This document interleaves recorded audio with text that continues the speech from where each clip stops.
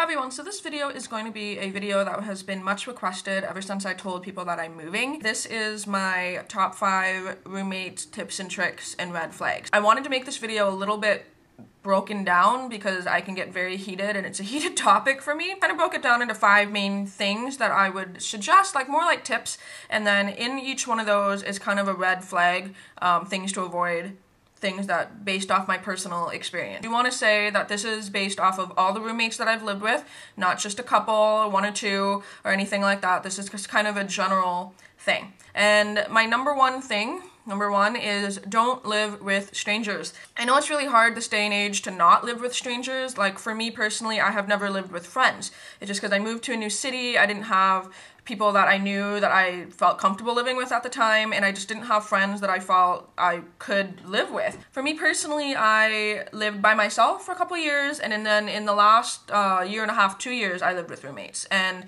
every one of my roommates that I have lived with have been strangers, people that I found off Kijiji, living in rooms and stuff like that. And basically, like, you'd have a lease and 3 people lived in each, one person lived in each room. I'm going to advise strongly against this. If you can live with friends, live with friends. And I know a lot of people advise against that because it can break up a lot of friendships, and I have seen that happen. However, strangers, I feel, is just so much worse when you're moving in with somebody, or you have somebody moving into your space and you don't know what their background's like, where they've lived before, what they're like. I mean, you can try your best to try to weed out the weirdos, and obviously you're going to want to interview somebody before they come and live in your apartment, and meet them and stuff before you move into a place, but just be very, very mindful of living with strangers. A couple of red flags with that one is the obvious weirdos. Don't live with weirdos. If you have, even if you're like, I need somebody this month to pay rent next month, don't live with weirdos. You'll know right away if someone makes you feel uncomfortable. Another thing too is if you're going to live with strangers, make sure that if you're not comfortable living with the same sex or the opposite sex, figure that out. You also never know someone's preference with like sexuality, that kind of thing.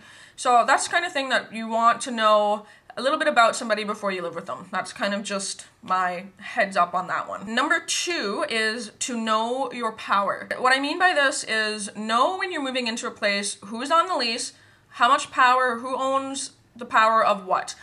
For me personally, in the last year and a half, I have been the only name on the lease, so I have held all the power. I've held all the power in this apartment, and it's knowing what you can and can't do is very, very important. Basically, it's so that if someone tries to screw you over with rent, you're covered. If someone tries to say, oh, I'm entitled to this, you're covered. That's just a suggestion. If you have a bunch of people and you're all on a lease, you all share equal power, and that's fine. But in the case that you are without any power, get on a lease. Make sure your name is on a piece of paper saying that you live there. That is very, very, very important. So that is definitely a thing with that. Red flag with that one is when you have somebody, a roommate that you may not know, come in and thinks that they own the place even though they have no power.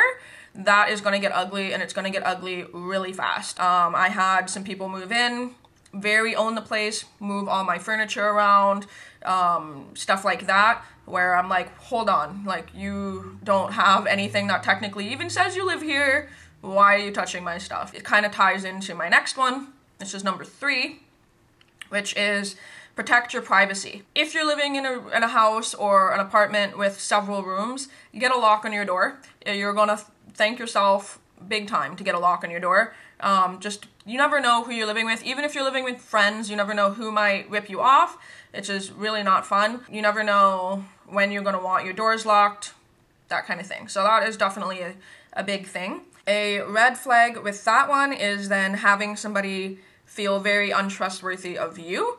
That is really a horrible feeling. Now, I feel like if it's something that everyone agrees to, like we're all gonna get locks on our doors, then it's a little bit better. In my case, I had one person get a lock on their door, and it was kind of like, why? Like, if my door is open, I don't feel comfortable that yours is locked. Basically, get a lock on your door, protect your important valuables, make sure that no one knows where your valuables are, and that kind of thing. Because you never know, with the other 2 things that I mentioned, you don't know who has power of what, and you don't know who you're living with if you're living with strangers. So be sure of that. Number 4 is the big one, the big C is communication. I did not have good communication with any of my roommates. I'll be the first to admit that, but also neither did they. You want to be sure to communicate on everything, and you want to know when people are in and out of the apartment. You want to know when people are having parties, what someone's work schedule is like, and things like that, because you really don't want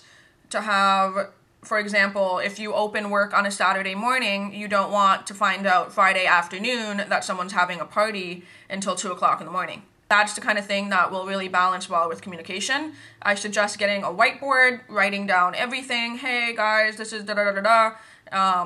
Even better if talk face-to-face. If you're having opposing schedules, text them. Then a red flag with that one is lack of communication, obviously. For me personally, I've had people just not communicate well with me at all. I come home and there's people in my apartment. I'm like, who the hell are you? You know, it's just a nice thing to just be like, hey, heads up, this is what's going on. And to give more than 24 hours notice on that would be even better. That way someone can work around their schedule, work around your schedule. Another big red flag, if you're living with more than one other person, is finding out what kind of communication is between everybody. I've had people gang up on me, two people that were really close, and it felt like, why, like, this is my apartment, why are you guys just buddy-buddy? And yeah, it was very awkward. It gets awkward and gets tense very quickly. Yeah, I mean, if you're living with strangers, you don't have to be best friends. That's a big thing. You don't have to feel obligated to do that. It's just having a level of communication and a level of decency towards each other to give them a heads up. Like, give everyone a heads up of what you're doing, when you're doing it, and that kind of thing, and it will really benefit everybody in the long run. So number 5 in this is to be assertive. Stand your ground. If you know what your power is, be sure to like enforce it. If you think that something is some bullshit, then let them know as well. And I know that sounds bad because you can come across as being a bitch and come across as being an asshole, but if you have a level of power and someone just disrespects you, then be assertive. It can get messy. I personally have never had an easy roommate in the last year and a half, and things have gotten very, very ugly. It's just, you have to stand your ground. If you let people walk all over you, it's even worse as if you said something and had a fight about it. That's something that I have to come to learn. I don't like conflict personally, but if I can go out of my way to avoid it, I will. But at the same time, you can't let people walk all over you. Red flag with that one is having people be really passive aggressive. I've had people leave really just snotty messages. I've had snotty text messages, people steal toilet paper when they move out, like things like that. Like it's little petty things that in the long run, what is it doing to anybody? It's like, you look like a jerk and I am pissed off. So yeah, in general, those are kind of my 5 tips. I don't suggest living with strangers. It's not fun.